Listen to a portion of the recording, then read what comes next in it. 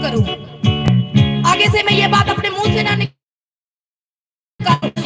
मैं अपने मुंह की पक को बंद कर लूं।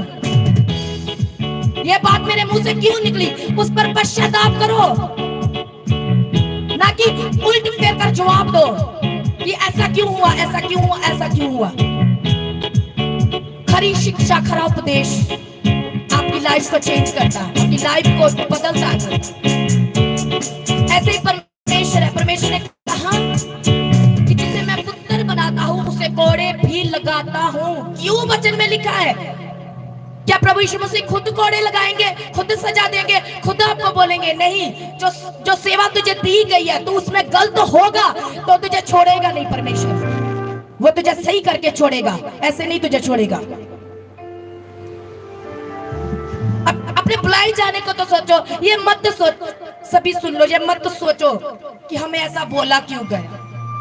परमेश्वर के वचन को देखो, खोलो तो सही बाइबल है कि परमेश्वर के वचन जीवंत वचन, सच्चे वचन है, वो आपके लिए हैं।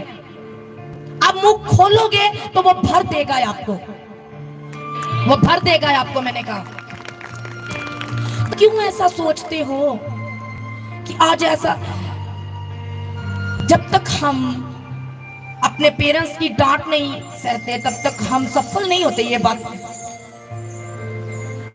ये एक्सपीरियंस, आप सफल नहीं होते, क्योंकि आपको गिरने से परमेश्वर उठाता है, पाप करने से परमेश्वर बचाता है, बीमारियों से परमेश्वर निकालता है। आपके पेरेंट्स आपका कितना ख्याल रखते हैं। आप घर से बाहर जाते हो, आपको फोन करते, बेटा तू कब घर आएगा, बेटी तू कहाँ है, तूने खाना खाया, तूने ये किया, तूने वो, कितना ख्याल रखते हैं। ऐसे ही परमेश्वर आपका ख्याल रखता है। ऐसे ही परमेश्वर है जो दिन रात आपके बारे में सोचता है, कब मेरा बच्चा मेरे पास आए तो मैं इसे पुकार सकूं, मैं इसे ब्लेस कर सकूं, मैं इसे चंगा कर सकूं। आप चर्च गए, हाँ, जिस भी चर्च में आप जाते रहे, आपने वचन सुना, आप वचन सुनते गए, वचन से आप भरते गए, लेकिन वो वचन आपको भरने के लिए अब वो एक समय आएगा, परमेश्वर अपनी मर्जी से आपको एक अगुवा देगा। सुनो मेरी बात ध्यान से, परमेश्वर अपनी मर्जी से आपको एक अगुवा देगा, आपकी बुलाहट के अनुसार आपको एक अगुवा दिया जाएगा, आपको ब्लेस करने के लिए आपको एक अगुवा दिया जाएगा। और आपकी स्पोर्ट में परमेश्वर खड़ा है, आपको एक अगुवा दिया जाएगा। वो अगुवा जैसे हमारे माता पिता हमें सिखाते, वो अगुवा आपको सिखाएगा, क्योंकि परमेश्वर खुद नहीं आएंगे,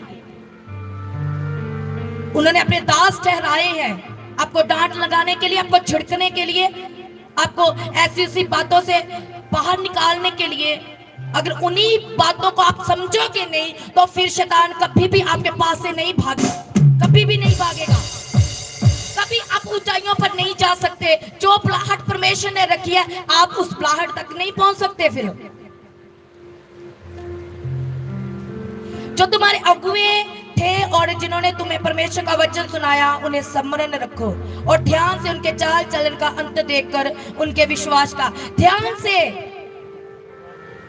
तुम देखते हो कि हमारा अगुवा अनॉइंटेड है, हमारे अगुवे को ये बात नहीं पसंद, ऐसा होना चाहिए, हम कैसे गलत बोल सकते, हम कैसे कह सकते तू आप गलत हो, आप ऐसे हो, आपके मुंह से ये शब्द नहीं निकलने चाहिए।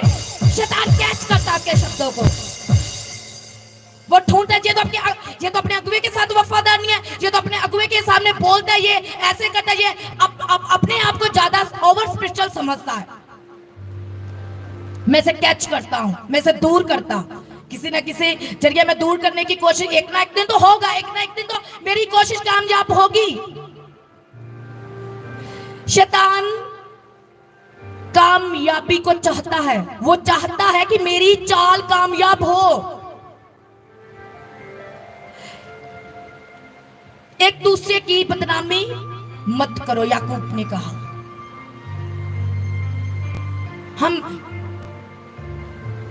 हम चर्च जा रहे हैं तो हम भटकते कैसे हैं, हम कुड़कुड़ाना शुरू कर देते हैं, हम पास्टर के खिलाफ कुड़कुड़ाना शुरू कर देते हैं। हाँ, आज क्या आत्मा ये भी कहता है क्या आत्मा ये कहता है, हम कुड़कुड़ाना शुरू कर देते।